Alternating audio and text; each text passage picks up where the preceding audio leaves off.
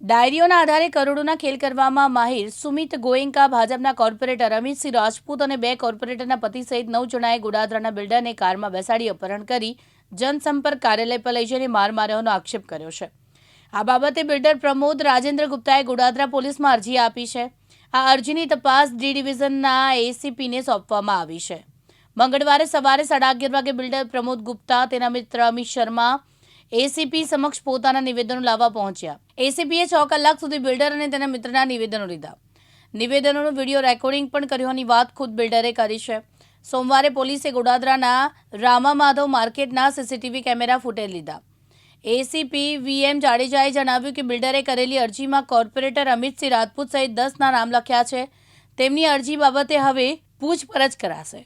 12મીએ બપોરે કોર્પોરેટર અમિતસિંહ રાજપૂત મહિલા કોર્પોરેટરના પતિ મથુર બલદાણિયા તેના 5 માણસો સાથે ગોડાદરામાં રાધા માધવ માર્કેટમાં બિલ્ડિંગની ઓફિસમાં ગેરકાયદેસર ઘૂસી ગયા.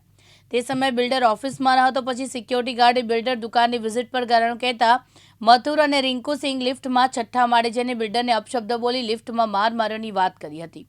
કોર્પોરેટર અમિતસિંહે ગળું દબાવ્યું હોવાનો આરોપ લગાડ્યો છે. અરજીમાં સુમિત ગોયંકા ભાજપના કોર્પોરેટર અમિતસિંહ રાજપૂત મહિલા કોર્પોરેટરના પતિ બબલુસિંહ રાજપૂત ઉર્ફે બબલુ કેમિકલ મથુર ભગવાન બલદાણિયા રિંકુસિંહ પિન્ટુસિંહ પ્રમોદસિંહ રાજપૂત અને એડવોકેટ નિર્મલ ગોડાદરાના પીઆઈ આચાર્ય અને પીએસઆઈ રાઠોડ અને 4-5 ઇસમો વિરુદ્ધમાં અરજી આપી છે. મુકેશ ગુરવ, દિવ્યાંગ ન્યૂઝ, સુરત.